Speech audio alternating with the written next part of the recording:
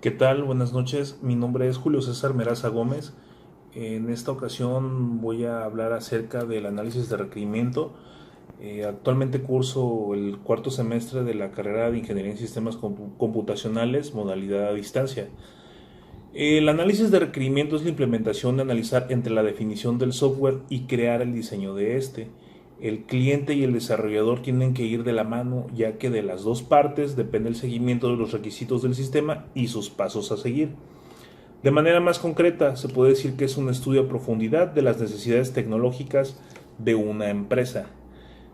Este análisis se realiza en dos partes, que es el requisito del cliente, en el cual se documentan todas las necesidades del cliente y se traducen de manera que sea entendida para él, y el requisito detallado, que es donde se determina de manera específica y estructurada, ya que esta información es para el desarrollador.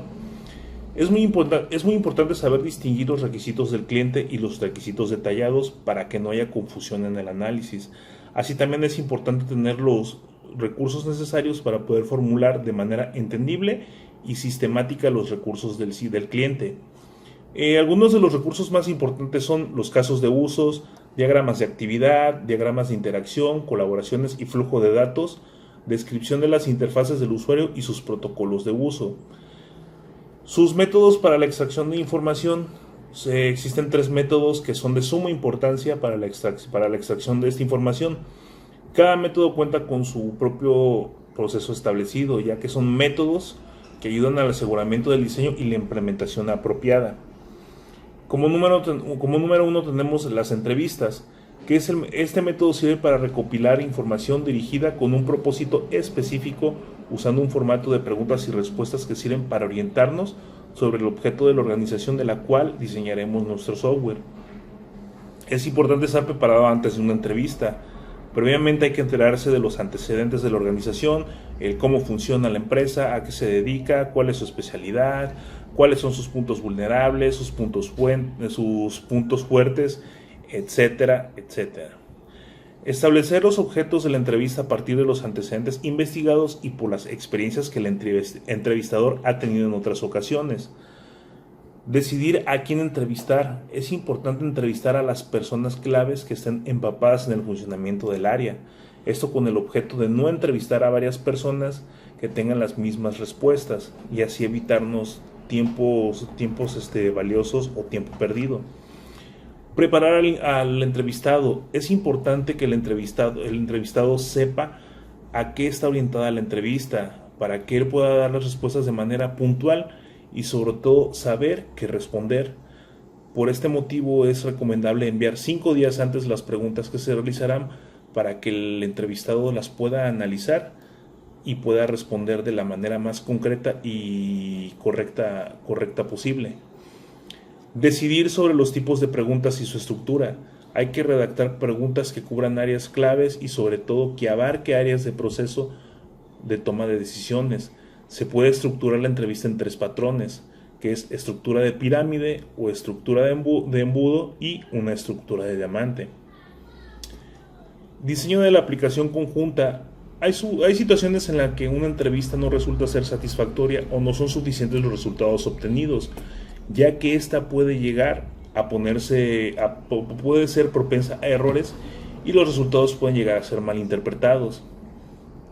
Por este tipo de contratiempos se utiliza el diseño de una aplicación conjunta, que es el desarrollo o diseño de la interfaz de manera conjunta con el usuario, de tal manera que se vuelve un grupo de trabajo y paso a paso se va desarrollando la interfaz. Y por último, la encuesta aplicada. Este uso de cuestionarios es una técnica de recopilación de información que permite a los analistas de sistemas estudiar las posturas, las creencias, el comportamiento y las características de varias personas claves en la organización que se pueden ver afectadas por los sistemas actual y propuesto. Las posturas son las que las personas en la organización dicen desear. Las creencias son las que las personas dan por cierto. Y el comportamiento es lo que hacen los miembros de una organización y las características son las propiedades de las personas u objetos. Las respuestas obtenidas a través de estos cuestionarios en los que se utilizan preguntas erradas, se pueden cuantificar Si encuentras personas a través del correo, si encuestas personas a través del correo electrónico o web, puede usar un software para convertir las respuestas electrónicas o directamente en tablas de datos, para analizarlas directamente a una aplicación de hoja de cálculo o paquetes de software estadísticos. Las respuestas a los cuestionarios en los que se utilizan preguntas abiertas se analizan e interpretan de otras formas. Las preguntas sobre posturas y creencias son sensibles a las palabras elegidas por el analista del sistema. Por medio de uso de cuestionarios, el analista puede buscar cuantificar lo que encontró en las entrevistas.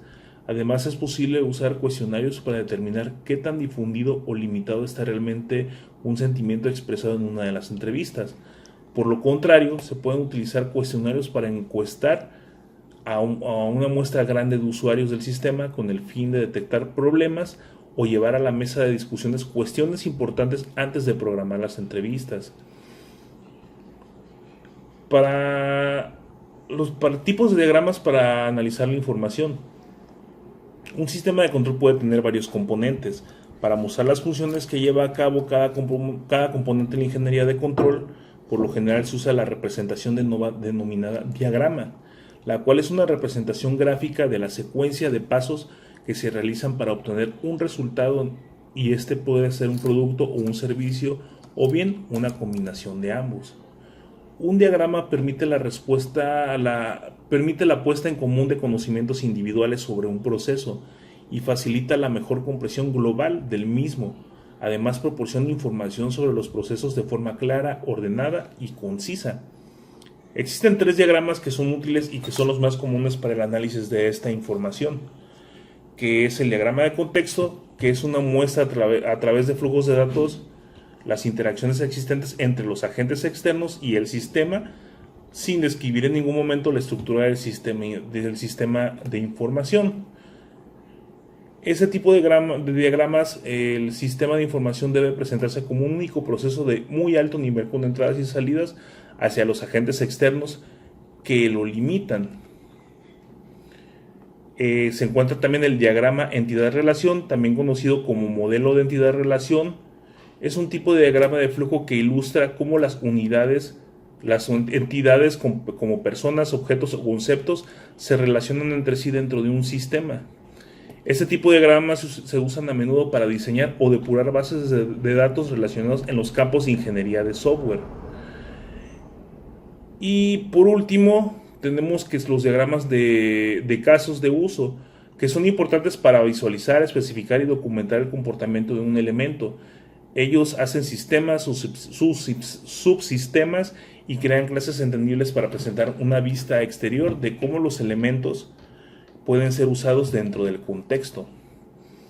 Los diagramas de caso de uso también son importantes para probar sistemas ejecutables a través de la ingeniería hacia adelante y para comprender sistemas ejecutables a través de nuestra ingeniería.